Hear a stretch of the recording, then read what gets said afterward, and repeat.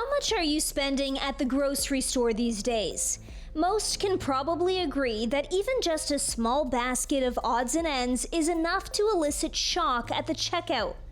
The math is scary and no joke for so many Canadians struggling to feed themselves and their families. We still know that grocery prices remain high, which is why the grocery rebate is going to make a real difference in the lives of 11 million Canadians. This month's GST check will feature an added bonus for some Canadians.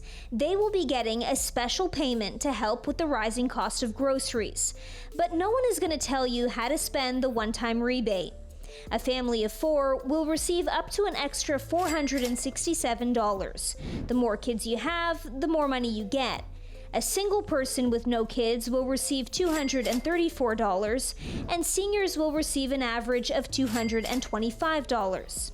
Now, I know that will not make up for all of the impact of inflation that Canadians have felt. But for those who need help the most, for our most vulnerable neighbors here in Toronto, and for millions of Canadians across the country, the grocery rebate will provide some important breathing space at a time when people really need it. But not every adult Canadian will get this money. You might receive the grocery rebate if you were entitled to receive the GST/HST credit for January 2023. But you could be eligible for one and not the other because the rebate is calculated based on your 2021 tax return. At a news conference today in Toronto, Finance Minister Chrystia Freeland says overall inflation in Canada, which sits at 3.4%, is actually lower than in the US, United Kingdom, Italy, Germany, and France. But food inflation is higher than overall inflation. Grocery prices were up 9% from year-ago levels in May. It's absolutely the case that the grocery rebate will make a real difference to Canadians who really need help right now.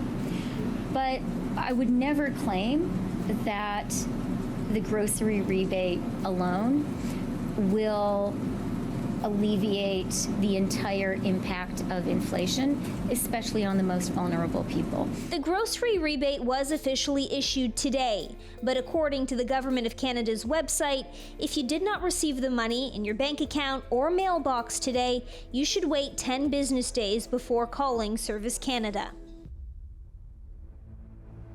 Joining us now to talk about this rebate and food inflation is food policy professor Sylvain Charlebois from Dalhousie University.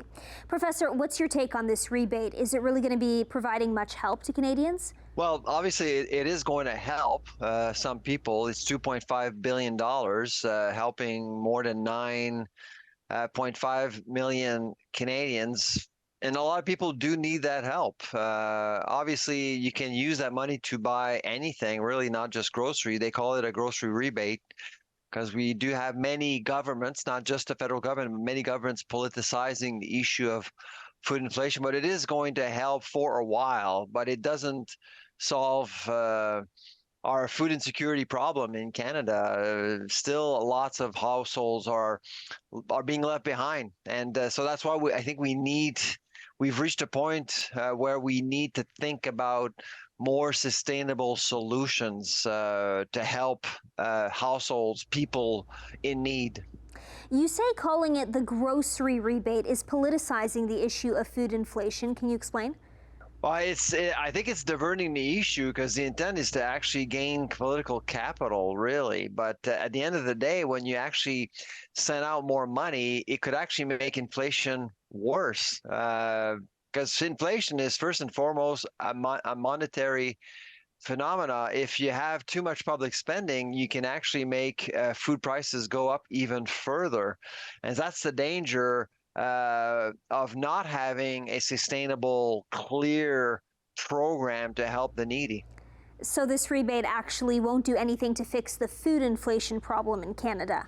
No, if anything, food prices could go up as a result. Now, it is just $2.5 billion in a grand scheme of things, is not much, but that's in addition to many other provinces doing the same thing over the last 12 months. So it adds up, and so the influence is certainly there. The pressure is certainly there to actually raise prices.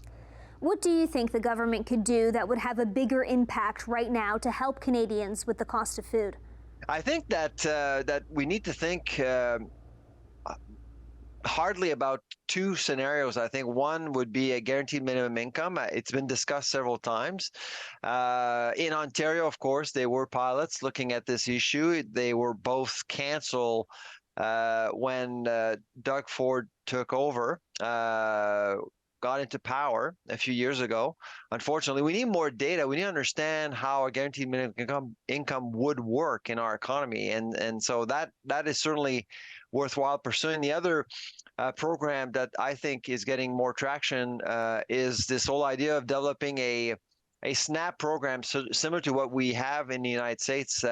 It's mostly known as a food stamp program, but nowadays you can just give a plastic card to people and they can go into a grocery store and only in a grocery store to spend that money. And you can actually be fairly targeted by encouraging people to buy healthy products and products from your own regions, local products. And so I think that concept also merits some attention in the future if we are to really deal with food security in this country. Thanks so much for joining us, Professor. My pleasure.